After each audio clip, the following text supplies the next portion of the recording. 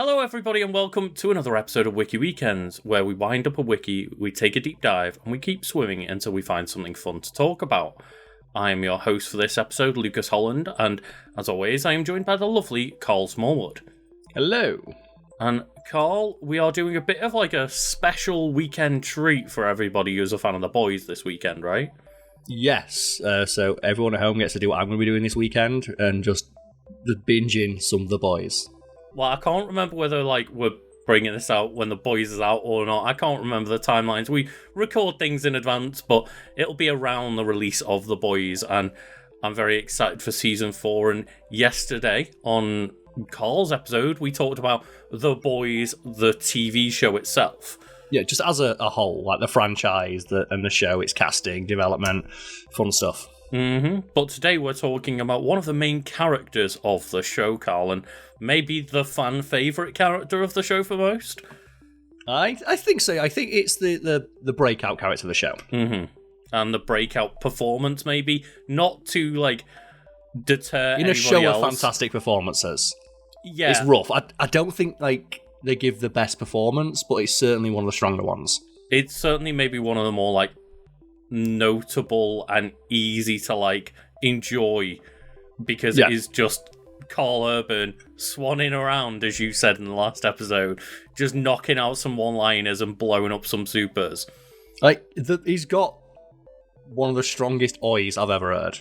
I've not heard an oi as strong as Karl Urban's oi since I was a kid and got caught stealing rhubarb from a farmer's field. Yes, I grew up in a fucking Edith Blyton novel. And of course that means we are talking about Billy Butcher. Every now and then, Karl, one of the joys of Wiki Weekends is just some weird matter-of-fact written things in here.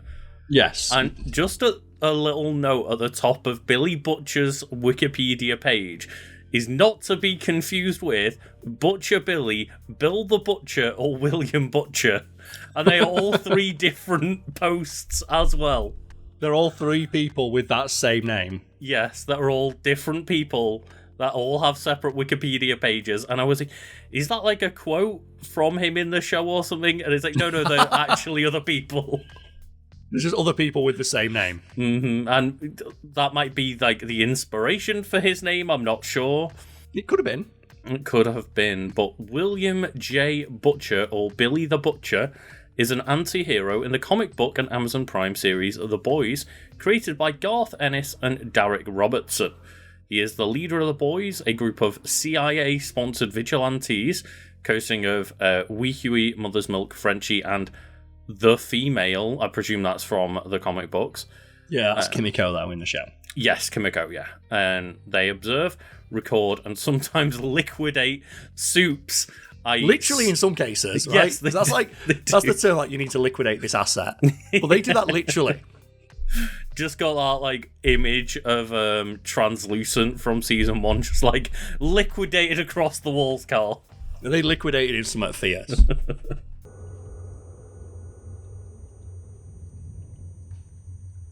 Yeah, they are, superpowered, superhuman individuals, often acting as superheroes that are artificially created by the mega conglomerate Vought. The thing is, do we have a mega conglomerate in our universe? I mean, Amazon, Disney, right? I guess, yeah, Amazon as well as a mega conglomerate. Yeah, it's sort of all companies to compare Vought to. Is it maybe just Amazon? It might be, yeah. I should have seen that coming. Yeah. The irony. Oh no, wait, there's an Amazon drone outside my house with a machine gun. Oh no.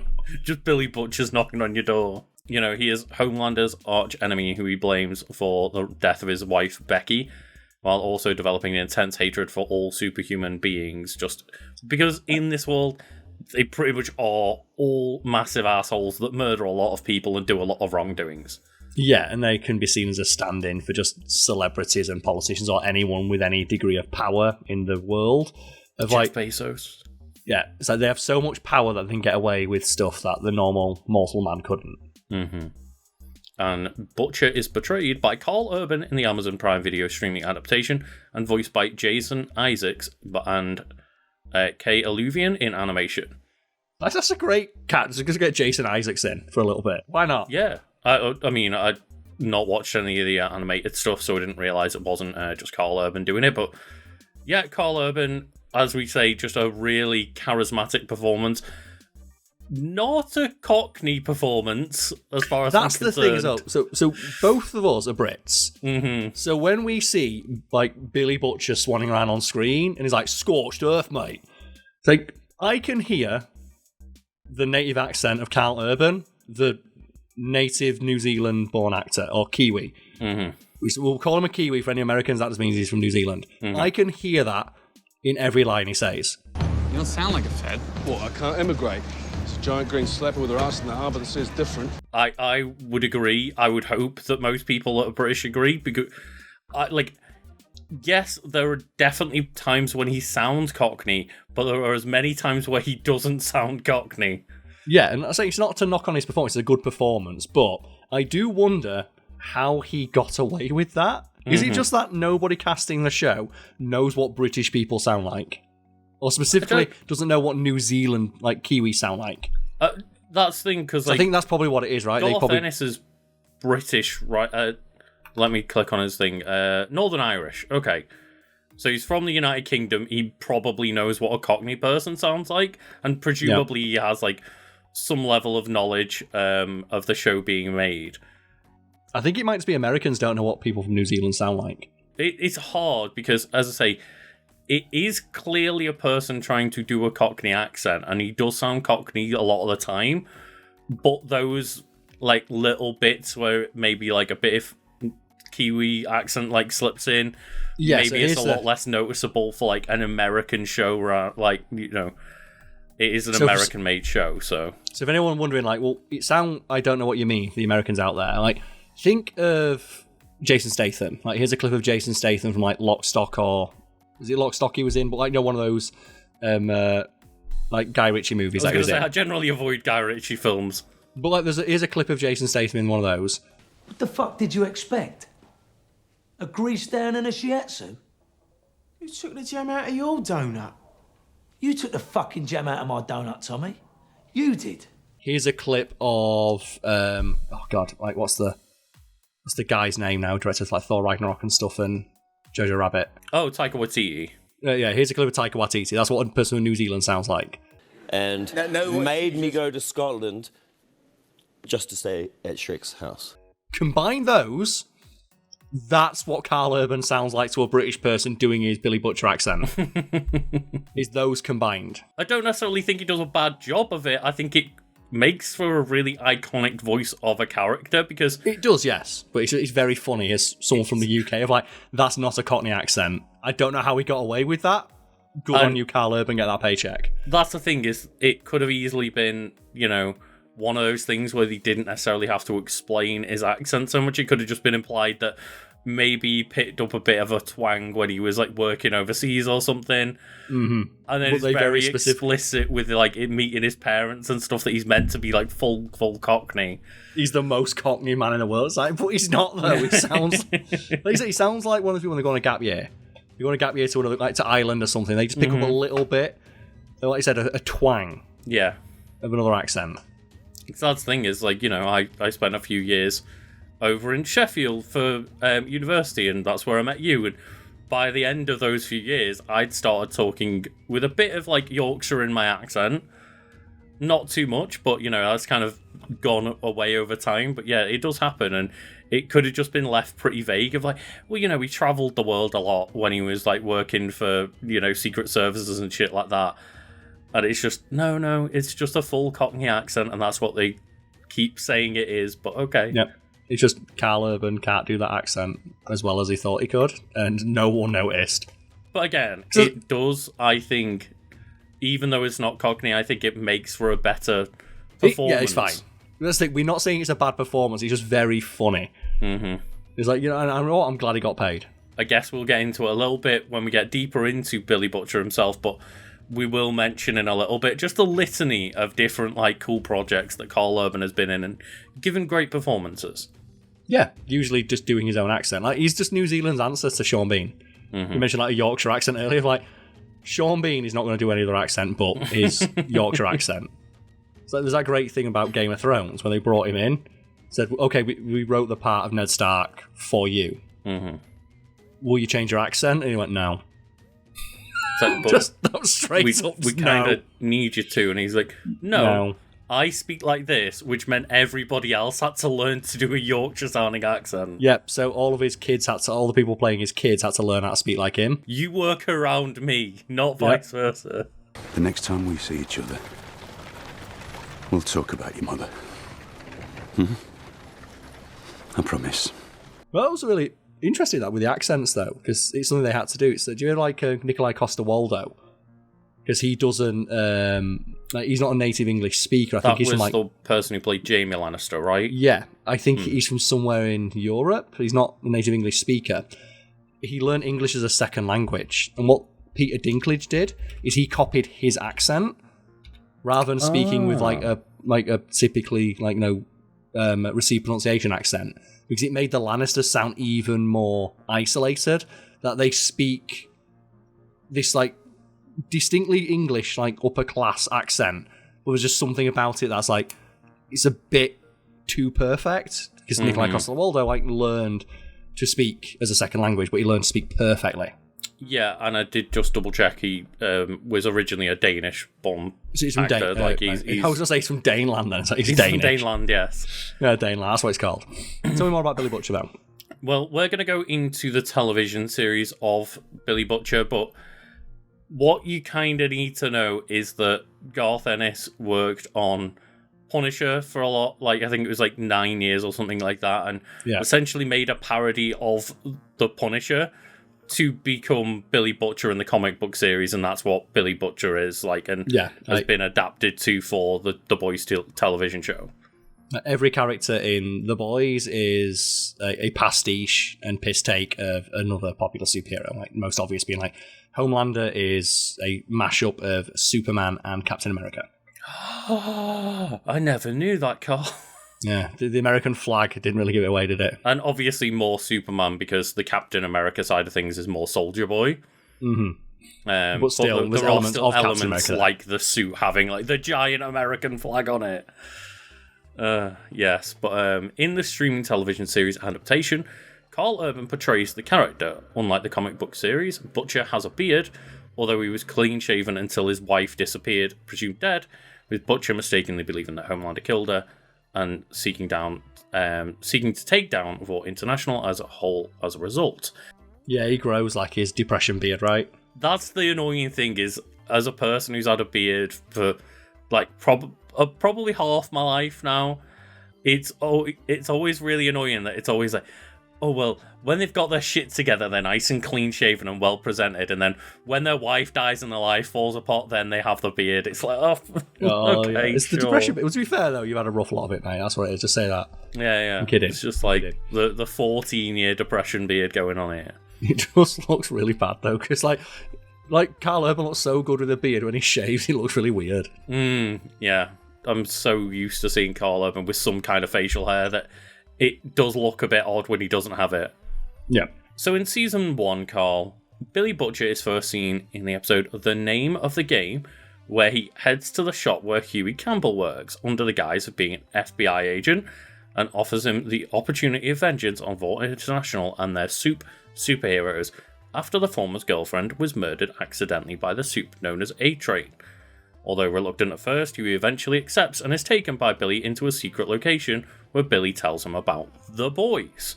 Yeah, and it's a really good way to recruit people. It's hey, this is a universe where superheroes go around willy-nilly killing people. They're probably going to make a lot of enemies, and they probably don't think these enemies have a lot of recourse against them, given that they've got superpowers. Mm-hmm. Let's prove them wrong in that regard. Yeah. Let's shove an explosive up his ass, or break his leg with a crowbar. That's one of the things I love, right? And the introduction of Frenchie, where it's well, okay, we can't hurt Translucent. What the fuck are you going to do against a guy that's invisible, bulletproof, explosive proof? We need this Frenchie guy to help figure us out. And oh well, he's not bomb-proof from the inside, is he? Well, let's find out. We've never checked. Yeah, let's just shove something right up his ass. And it's such a strong introduction of the character where he obviously comes in and tells Huey he can help him and stuff, and Huey tells him to leave, which he does, but then Translucent comes in and starts, like, harassing Huey.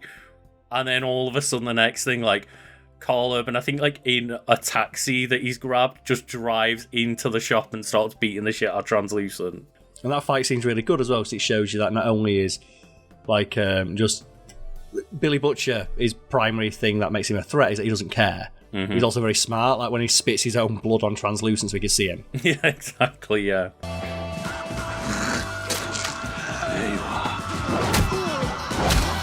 It's such a cool way to show off this character, because you're like, okay, cool, like, this guy's coming in, and he's offering Huey, like, recourse against Soups, but he's just a guy, what's he gonna do? And then almost immediately he's like, right, I'm gonna fucking annihilate this Translucent guy. Yep.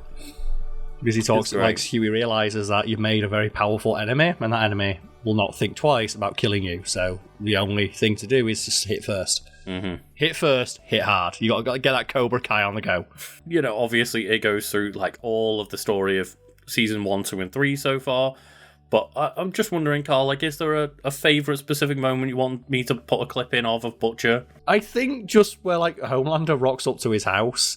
Because I love that scene between them, because it's when you realise that Billy Butcher is the closest thing Homelander actually has to a friend. And the fact that Homelander asks to come in, it's like, you could just fly through the roof, Homelander. What are you asking for? You want to watch me have a wank? It'll cost you a tenner. May I come in? Yeah, and I think maybe a similar thing for me is just the moment where they have that standoff at the end of season 1 with the explosives, and it's just like, I don't care. Like, I will kill us all. And it's just, you see just the absolute balls on Billy Butcher to be like, I'm going to stand here and I do not care. I will kill myself to try and hurt you. Most people standing where you are be pissing their pants, terrified. But you, sure, your heart's pounding, but you're not afraid. It's anger. There's also a great bit where it's at the 100-meter race. The race between, I forget the name of the other, like, speedster, but it's A-Train, and you have Homelander. A-Train and not A-Train, yeah. And he's staring at the audience, but you have that great shot where he looks down, and you see Homelander look down, and he sees Billy Butcher staring him back. Yeah, he's already just staring him down. And, like, just, you see Homelander try and shake it off, like, I'm not scared. And just, like, Billy Butcher just does not break eye contact. But I remember reading a great breakdown of that, of, like, it's such a good shot, because it's like, this is awful thing, a YouTube comment. It says something along the lines of, it's like a Greek soldier staring down a god for fucking his wife. And he's just not backing down. And the god doesn't know how to handle someone who just doesn't care. And he's not scared of them. It's like posed in a good way where obviously you've got Homelander looking down amongst the crowd, like amongst the peasants. And Billy Butcher's just already turned around, just staring him the fuck down. Like, I don't care whether I'm below you, I'm still gonna fuck you up.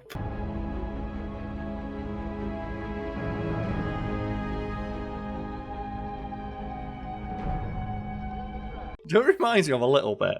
That great bit in Always Sunny where, like, Max sees Charlie across the restaurant. Yeah. Do you know when he just looks and he spots him and he's like, don't look at him. He's like, then he just stares directly at him. He can't look away. It reminds me of that. You staring at them?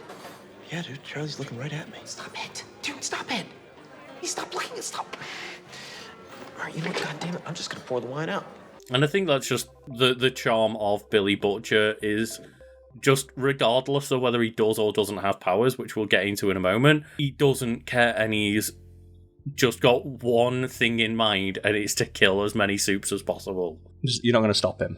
You really can't. You're not stopping a man who just doesn't care. So that's the thing. How do you stop a man who doesn't care? They already cannot really do anything to stop Billy Butcher for the first 2 seasons where he has 0 powers, and then as we're getting to now, he then gains powers and abilities. He gets superpowers. Yeah. Billy Butcher is a physically fit former SAS Special Forces operative, later employed by the CIA, possessing no superpowers or extraordinary abilities, unless injected with a shot of the enhancement drug Compound V. Yeah, and do you, like, put any stock in, like, the fan theory that the reason he gets, like, Homelander's powers, or similar powers to Homelander, is because he fucking hates Homelander so much, that's The power application process is partly mental. So it almost as if he wills his body into being capable of fighting Homelander. Superpowers are partly psychological in nature. I don't necessarily go along with that because the only real evidence we've got from the most part of people gaining superpowers is from them being babies, where it would be random, I guess. I suppose, the same with Huey, of, he does give himself powers where he's also capable of, handling himself and being safe the ability without... to run away. Yeah, he gets the ability to, run away, but also he gets the ability to keep himself alive, whereas he doesn't need Starlight or Billy's protection anymore. So maybe a little bit, it's certainly reflective of both of their personalities, that's for sure. It's also it's great because when they're firing lasers, something I thought of when they do that laser beam clash, it's a bit convenient that their laser beams exactly clash with each other, right? And I realised, no, it's because Butcher is not looking away. He's staring directly in the eyes. He has been for the last 4 years, Karl. He's refusing to break eye contact. He's never broken eye contact, no matter where Homelander is on the planet. He's just magnetically locked to the eyes. He's just got locked to Homelander North. The compass. He's got the compass from Pirates of the Caribbean that always tells you what your heart desires. He just leads him to where Homelander is and go kick his fucking head in. You're trying to have a conversation with him, but Billy's just rotating in line with where Homelander's flying. It does say here that each dosage applied to Billy and the other members of the boys is worth $19 billion. See, I don't know that's just such a comic thing, isn't it? Of it's worth $19 billion. At that point, what would $19 billion buy, and how many of these superheroes could we just pay to fuck off? If it cost me $19 billion to give one guy superpowers, could I give $1 billion to the superhero to fuck off to another country? If it really cost $19 billion to potentially give one dose of V to one baby to then create all these superpowers and superheroes and stuff, how is Vought even making money off that with the amount of shitty superheroes that are born? I think that's that's a comic book thing, isn't it? They don't do the math on what that'd actually be. If you calculate that, it's $19 billion every time we do it, and it says America will be bankrupt within a day.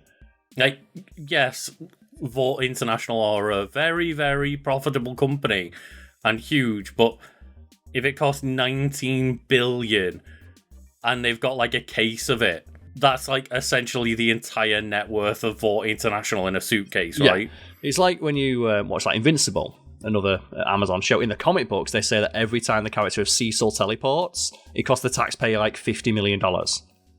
Which is it's a funny throwaway line to put in a comic book, but then when you watch the show and he does it 50 times an episode, that entire that would not pass when they looked at the budget report. But you spent how much? Has he heard of Uber? Yeah, it's that thing when you look at so how many times did Bob Iger use the private jet from Disney for his own personal use? No, that can't be going on. It's Cecil, how many times do you just teleport home? How many times? It's just some nights when I'm feeling a bit tired. It says every day, Cecil. Yeah, this costs us $50 million every time you do it. We're so skinny we have to license it to Taylor Swift. So she can do it. So she can just pollute the planet more. Each dose that's worth $19 billion allows Butcher superhuman levels of strength and durability, allowing him to casually injure and kill regular humans as well as supes. Despite the strength, in the comic books, Butcher is most commonly equipped with a crowbar. That's the thing. I like that because that reminds me of, speaking of deconstructions of superhero genres. Have you seen the film Super? Yes, yeah, where he just runs around with a wrench. Yeah, where it's Super with Rainn Wilson. And he becomes a vigilante, much in the way Butcher does. And his weapon of choice is just a wrench that he wraps in duct tape. And it's that thing, it sounds really stupid, but then you think about how much would that actually fucking hurt? It's super brutal. Oh no. I'm very silent. If you are just a person on the street, completely unsuspecting, and a random dude comes up to you in a bright yellow superhuman outfit that costs a tenner off Amazon, And then all of a sudden, next thing you know, he's hitting you across the face full force with a wrench. It's just such a specific way to hurt somebody. It's like when you watch Shaun of the Dead, I always single this out, of when, like, you know, they break the glass bottles at the end during the argument, and Nick Frost grabs a corkscrew. And I always thought, that just looks really painful. I don't want to get hit by this. It's like the wrench. I'm like, can you pick up anything else? This looks really painful to get hit by. I mean, that's the point, right? Because he just goes around murdering people, I think, in Super. Yeah, I love his, like, catchphrase as well of "shut up, crime." It's such a good catchphrase. And that's a James Gunn special, right? Yeah, do you know that's canon to the the boys, like, evil Superman. Brightburn, which is also evil Superman. Rainn Wilson's, like, Super is canon to that universe. Oh, because in the end of it, they have, like, the ending of Brightburn, which is evil Superman, like a child. So we'll do a video on it one day, and they have, like, the newspaper clippings at the end of, like, oh, this evil Superman child's flying around the world, like, just killing everyone. We have another newspaper headline of, like, masked vigilante continues crime spree, and it's just Rainn Wilson. It's like, that's the thing. What is Rainn Wilson with a crowbar or a wrench gonna do against evil Superman? You might not think much, but Billy Butcher manages to do a lot with just a fucking crowbar. Yeah. Thing is, if you're superpowered and you hit someone with that, it's gonna break, right? Like, if you're superpowered, a crowbar's pretty tough. I guess it depends what superhero, right? Because all of the 7 kind of have, like, some level of increased durability, not quite to Homelander's standards, but, you know, maybe if you hit A-Train with a crowbar, the crowbar would be alright, but not if you hit Homelander with one. Well, they do that, don't they? It's like Kimiko hits A-Train with a crowbar. She breaks his leg, doesn't she? Yeah. But I was just thinking of, like, when you play, like, Injustice. You play Injustice, and it's like, oh yeah, everyone takes Superman pills. We've all got Superman level strength. But then you see, like, well, Green Arrow. What about your bow and arrow? Yeah, Are you knocking that bow with superhuman strength? Wouldn't it just snap? Harley Quinn, your baseball bat, is that a Superman baseball bat? I think the explanation in Justice, right, is just durability. It's not even strength. It's everyone takes Superman pills, yeah. It's that they can all take a hit from Superman, but then it doesn't explain why Harley Quinn running around with a pop gun and a crowbar can do any damage to any of these superheroes. Yeah. The fact they try to explain it makes it funnier, because it still doesn't make sense. Because it makes sense of, like, well, how can Batman take a punch from Superman? Well, we've got increased durability, but I don't think they go into detail of, like, having super strength or anything like that. I think they do, because as we get the comic panel of Alfred beats up Superman. Oh, maybe it's different in the comics compared to the explanation in the game, maybe. But it still doesn't make any sense of, like, well, if you're swinging a regular baseball bat with Superman level strength at Superman, that baseball bat would shatter instantly. Yeah, it would just explode the baseball bat. It doesn't make the baseball bat more durable. Unless they give the baseball bat Superman pills. Well, that's the question, like, are they doing that? Is it a special crowbar? That reminds me of when we were covering devil fruits and this fact that, like, there's certain inanimate objects that have gained devil fruit powers in the One Piece universe. Like, the sword that ate a fruit to become an elephant. And it's like, you find yourself asking, like, did Billy Butcher's crowbar get $19 billion worth of Temp V, like, crammed into it? Is that a $19 billion crowbar? Well, it does say here, Karl, that in the television series, Butcher, along with other members of the boys, besides the female, it says, are not injected with Compound V and do not have superhuman abilities. But in Season 3, Butcher acquires V24, which is an unstable variant of Compound V that grants superpowers for 24 hours. So I prefer that, yeah, because it adds more danger to the show. Yeah, it adds a bit of tension where you can have cool scenes where Billy Butcher's able to stand up to Homelander, but then you still get the scenes where he hasn't taken any and he's super vulnerable. And then you get the risk as well, where they talk about it, like, well, you could take like 3 or 4 of these, but then your brain melts. How much is that going to pay off, and how much are they just going to find a loophole around that? Of like, well, we found a more stable version, or we found, like, something that you can inject to stop the brain melting part happen. My theory is that they're going to get actual V. They'll get Compound V and that'll counteract it. You know, the same way, like, Kimiko was dying. So just give her an injection of Compound V and she's fine now. She gets all her powers back, no downsides. I am expecting it to be some kind of bullshit explanation, because by the end of Season 3, Billy Butcher's taken multiple doses of the V24 and should either be dead or very on the way to. And I'm like, he's got like 1 year left to live, right? They there's say. no way that they're going to actually commit to Billy Butcher not being in the rest of season 4 and 5, right? Yeah, and I know someone's going to say in the comics that he does die, but they've deviated from the comics a lot. Well, to literally, the point where it's not the same show. Dude, we just explained there the difference between the comic books and the TV show. Of he literally gets permanent compound V in the comic book, whereas he has this unstable temporary version that grants him like strength and stuff in the TV show. The comic books are so fucking stupid, mate. Do you know, like, there's a reveal that, like, in the comics, Black Noir is a clone of Homelander. Oh, I have heard that somewhere, yeah. So there's 2 Homelanders. Because they kill Homelander, and another Homelander turns up, and it's like, that's a comic book, alright. That certainly is a comic book, yeah. Do you know, like, Butcher goes in, like, there's that really harrowing scene where he goes back and sees his dad, and he stands up as a man, and just tells his dad, like, fuck you. Like, he looks him right in the eye and says, you don't have any power over me anymore. Yeah. And, like, you know, he acknowledges, like, okay, I could, like, hurt you, but I don't need to. Because that's what real strength is. And it's really good, and it's some great bit of acting. And it's, you know, a great commentary on, like, toxic masculinity. In the comics, his dad dies and he pisses on his corpse. Oh. Yeah. Yeah, maybe I won't go into the full development here, because it goes into, like, full comic book spoilers.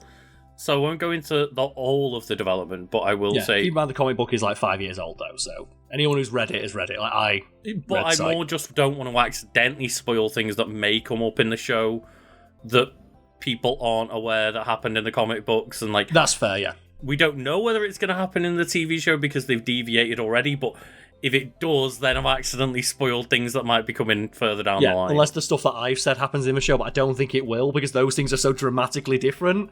If they did them in the show, it'd make no sense. Sorry if we accidentally did it, but, you know, we have literally not seen season 4 yet. We don't know, but... But I have read the comics. They suck, don't bother. But yes, as mentioned earlier, Billy Butcher was designed as a parody of The Punisher, character the series creator Garth Ennis had written for, 9 years prior to creating The Boys. Both characters are family men who become violent, unhinged vigilantes who allow their constant thirst for revenge to take over them completely. The character was originally owned by DC Comics for its first volume until the rights were reverted to Dynamite Entertainment. I bet DC's happy about that. Did The Boys originally... Was The Boys meant to originally be a DC comic? Well, there's like all those things that were like just comic rights are such a thorny mess. Mm-hmm. It's wild that one volume of The Boys may have been DC and like... Then the rest of it, they're just like, you know what? No, like we're gonna give up on that pilot. It's like, oh, maybe you shouldn't have done. But at the same time, like I never really heard about The Boys as a comic book until the show was coming out and the adaptation happened. So maybe it's not maybe that much of a miss in terms of like an actual comic book, and it's hard to see further adaptations coming down 20 years down the line or whatever, 10, 20 years down the line. It's always that thing, isn't it? Like, ooh, I bet they're kicking themselves now. So how are they supposed to know? Yeah, because that's the thing. I think it's similar to the Umbrella Academy, where the Umbrella Academy had a bit of a niche and was clearly successful enough to get an adaptation, but I wasn't aware of that show until it got a Netflix adaptation. So exactly, yeah. How much can you be kicking yourself when it's like, I don't think the comic book was massive. I'd never heard about it personally, and I am a little bit outside of the comic book realm, but it's one of those of, I guess it can't be that big a success if, like, a lot of nerdy people only heard about it when the show came out. Yep. So yeah, it's one of those weird things where, maybe DC Comics are kicking themselves a little bit in hindsight, but it was hard to know whether it was ever going to be the same success under DC. It must be like just fucking rubbing one out. Like, we could have put Batman in it. And that's the thing, right? We could have put the Joker in it. How much would The Boys be The Boys if it was owned by DC and was trying to create a parody of the Justice League and all of the characters that are in DC universe? I don't think DC would have a sense of humour about itself. Yeah, exactly. They often have not. Yep. It just ends here with like one little note on reception of Billy Butcher. Yeah, I guess the character will be received quite well, right? Yeah, it just says Karl Urban's depiction of Billy Butcher in the Amazon Prime TV show has been positively received, and his interpersonal relationships with Huey Campbell and Mother's Milk have been praised. I guess fuck his relationship with Frenchie, though. One of my favourite things is when you watch, like, The Boys. Like, 'cause I rewatched the first season, like, last year when I was a bit ill. Mm-hmm. And just something that you notice is, every time my butcher walks into a room, the person, like, immediately stops what they're doing and tells him to fuck off. Yeah. Because everyone is done with his shit. But that great opening scene with, like, Mother's Milk. Mm. Where he's like, you see him, he's really happy. You know, he's having a rough day. He's got to, like, you know, talk down to them kids to, like, put them in line. Mm-hmm. He's having a good day. Soon as Butcher walks in, he's like, get the fuck out of my office. Oh, hell no. The fuck do you want? What? I can't visit me old mate? Rekindle the unbreakable bonds of brothers in arms? Nope. It's one of those of, obviously, you learn later down the line why they broke up in the first place with the whole lamplighter situation. I can kind of get why they'd be like, fuck off, I don't want anything to do with you. It was the worst year of our life. Please leave me alone. Yeah, but I do love the bit where they've, like, kind of formed the boys again, and I think it's in season 2, where just every time Kimiko's in the, like, their little, you know, boys' office, Billy Butcher walks back in every time. Kimiko's just like, go fuck yourself, basically. Yeah. It's just, like, they both actively just dislike and hate on each other, and it's great. It was like in the third season as well, isn't it? Where they're in the... You just have Mother's Milk cleaning up after everyone. It's like, show some fucking respect. This is the Flatiron building. This is an old-ass respected building. Mm-hmm. I love that Mother's Milk. He's basically just the mother hen of the group. He's so good. Yeah. He's the best character. I know I said it yesterday, I like Kimiko, but like, Mother's Milk's so good as well. But I also, like, grow to love Frenchie so much, and... Frenchie like, really did grow on, yeah. Huey does such a good job, like, as much as he is that kind of whiny, weak archetype, and, like, he gets annoying at times, like, he is portrayed so well by Jack Quaid. Yeah, all the acting in that show is, like, fucking phenomenal. Even the side characters, all the smaller characters, and the cameos are all just so well performed. But we were talking earlier about the fact that Karl Urban has been in a lot of, you know, kind of comic book adaptations and nerdy stuff, and I just quickly got up Karl Urban's filmography, because it is great to just see, like, all of the different weird nerdy shit he was in. Yeah, so let's see if I can remember. I know obviously the one people are going to mention is The Boys. He's in the MCU. I don't know what character he plays, but he plays like the guy with like the machine guns, right? Yes, he does. I don't know my character's name. Do you have that there? I will find it now. Scourge the Executioner. Scourge, fucking hell. But the one that I know him from, he's just really funny, is Xena. Well, yeah, back to back, in 1996 to like 98 and 2001 respectively, is Hercules: The Legendary Journeys and Xena Warrior Princess. But what makes it really funny is, do you know who else was in that show? Little baby Anthony Starr. Yeah, Anthony that was Starr it. was in Anthony Xena, Starr. and he played like a little shit kid. And you can see he's got the little shitty in like Homelander face, little rat face. Like, oh, it's Homelander. It's great. I'll have to track down either a clip or a picture to throw in now of just like both Billy Butcher and Homelander together in Xena Warrior Princess. It's so funny. So put Lucy Lawless in an episode of The Boys. Let's go. I'm surprised she hasn't been yet. We mentioned in the previous episode, like, just talking about Haley Joel Osment getting, like, that little wink and nod for a cameo. Why can't you put Lucy Lawless in? Just, like... Put Lucy Lawless in. Put her in as, like, a Xena Warrior Princess ripoff. Like, that's Queen Maeve, right? Wonder Woman, right? Put her as, like, Queen Maeve's mum. Yeah, that'd be a good shout. I'm trying to have a look through, but yeah, the only real, like, I guess more like nerdy things he's been in terms of TV show was Hercules and Xena, and then obviously The Boys as well. But then going through his filmography... Oh, his filmography is so eclectic, it's great. Well, I mean, you know, straight after like his broad performances in Xena, we have the lovely appearances in Lord of the Rings, The Two Towers, and Lord of the Rings, The Return of the King. As Eomer, who is, I think they're one of the riders of Rohan, right? Yeah. You've got him in The Chronicles of Riddick, Doom. Fuck, he was in that? Yeah, he's in Chronicles of Riddick and Doom. Okay. Do you say Dune or Doom? Doom. Doom. Oh, the shooter.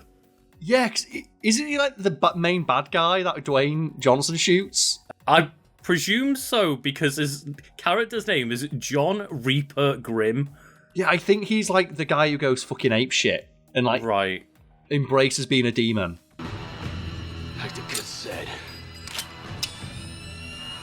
go to hell. And then, of course, you've got him in Star Trek and the other Yeah. Star Trek movies where he is Leonard McCoy, but I can't remember what they... like. Oh, Bones is the character's name, yes. They took my bones. Yes, Bones, the TV show. You've, of course, got him as Judge Dredd in Dredd. Yeah, like people always single out that as a very strong performance just because he's a fan of the character and he said, well, Judge Dredd never sets his helmet off, so I'm not gonna. Mm-hmm. It's such a moment for me when I realised that it was Karl Urban and like, oh man, whoever that actor beneath that mask is like got such a good grimace. Yeah, I think that's the thing about when you watch it, it's really funny that you can see he's like jutting his jaw forward the entire time he's doing the thing, because you know what Karl Urban looks like. It's like, he looks good in like you're doing now. Like Yeah. that. And it's really noticeable in some of the scenes, but it was a very good film. And it's a shame it didn't get a sequel, or it didn't really need one. It didn't really need one. It's a great standalone movie, but yeah, it was just like a really good adaptation, and I'm upset that we didn't get more, even though we didn't need more. Like there was such a good visual style to the movie as well, like with all the effects that they had with like the drug taking and the slow-mo in that. They also did like a good job of like just highlighting why Judge Dredd is the fucking man of his universe, like where all the other judges turn up to kill him. And he goes, okay, it's like 1 million credits. What? And he goes, well, do you know who you've got here? No, I do 1 million credits. So you're asking us to kill Judge Dredd, I want to get fucking paid for killing Judge Dredd. Just like one of the first introductions where, you know, he's trying to talk somebody down, and then it's like, right, okay, I'm gonna have to kill them, and just shoots that incendiary bullet square into their mouth and just like, melts them from the inside. Like, the Judge Dredd universe is so brutal, but at the same time, it's one of those things like Americans don't realise, oh yeah, it's British, and it's supposed to be funny. It's a piss take of your justice system. It's like, oh, a police force that just shoots everybody for every crime. It's like, yes, that would suck, wouldn't it? Oh wow, okay, so I was going through a bit more here, and he follows up roles in like Star Trek Into Darkness, Star Trek Beyond, Riddick. He's in Walking with Dinosaurs. He's in Walking with Dinosaurs. He's in Walking with Dinosaurs. He's in Pete's Dragon. You mentioned him in Thor Ragnarok. He's also a Stormtrooper cameo in Star Wars The Rise of Skywalker. Wasn't fucking everybody a Stormtrooper? Like, wasn't like Prince Harry a Stormtrooper? I did not hear that one, but maybe. Everybody was a Stormtrooper. And then, one I didn't realise, in the upcoming film Mortal Kombat 2, Karl Urban's going to play Johnny Cage. Is he Johnny Cage? He's going to be Johnny Cage, apparently, yeah. I don't like that. I can see him being able to pull it off, because think about, for example, like, a more comedic version of him, like Scourge the Executioner. Like, I think it's just he just doesn't look like him. But he could quite easily. He could, like, yeah, you know, he's a very chameleonic actor in that way. But also, Johnny Cage is supposed to be like the best martial artist in the world, and Karl Urban's 50. Yeah, but they could very easily, like, depending on what they do with Johnny Cage, they could totally have him as, like, the washed-up older man, like... If they do washed-up older Johnny Cage, that could work. Like, with, like, Cassie Cage as a kid, and he's, like, still trying to pretend like he's still got it, you could totally play it like that. But if it's meant to be, like, Johnny Cage in his prime being able to beat down Scorpion and Sub-Zero... To be fair, the guy playing Scorpion's 50, so... What do I know? Okay. Yeah. It's really cool to see him in so many different projects, and projects that, like, you can watch and have fun with as, like, a nerd, and it is funny just seeing a couple of those, like, really just generic sounding ones where, like, in the middle of between, like, Star Trek Beyond, Pete's Dragon, Thor Ragnarok, you've got Acts of Vengeance where he plays Officer Hank Strode. What? Okay, sure, whatever. Karl Urban needed a wing on his house. It's like, yeah, sure, sure, man. Get that paycheck, Karl Urban. Get that fucking paycheck. Oh man, he deserves it. But Karl Urban does a great job of playing Billy Butcher, and I really enjoy his performances in, like, pretty much everything I've seen him in. He's a very, very charismatic actor, yeah. He really is, yeah. And it's just like, I can't wait to see more of him in The Boys Season 4, which is, like, hopefully out around the same time that you all are watching this video. Yeah. Oh man, how many oys are we going to get? We're going to get the oi to end all oys, aren't we? Just, oi! Is that how he's going to kill Homelander one day? Just scream, oi! It is Homelander's only weakness. Like, his only listed weakness is that his ears are a bit sensitive. It's the only really? way Okay. It's the only way you see someone hurt him, isn't it? It's like Maeve puts the straw in his ear. Oh, right. I'm punching the dick, yeah. so I guess that works. But that works in everyone. That's the thing, Maeve just training hard enough to, like, be able to punch him and hurt him is pretty damn cool. Yeah, the fact she just punched him right in the dick, and it's like no one ever thought of doing that. My brain had Homelander, and, you know, hearing being a weakness, and can you imagine the clip in my head that I immediately thought of? No? When he gets introduced to, like, the new member of the Seven, who's the Daredevil guy, and he just claps his ears. It's like, oh! So, what happens if, I don't know, I do this? That would work on Homelander as well. It's just like no one's fucking brave enough to do it.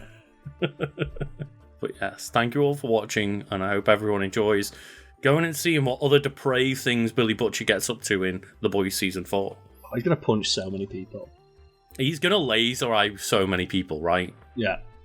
He's going to laser eye so many soups in half. Like, how scary would it be? Can you imagine? Like, Billy Butcher's just chasing you, and it's scary enough that Homelander's going to come get you and he's going to, like, rip your guts out, but just the idea of Billy Butcher doing the same thing, but it's a crowbar. That's the thing. You just know it's going to hurt more.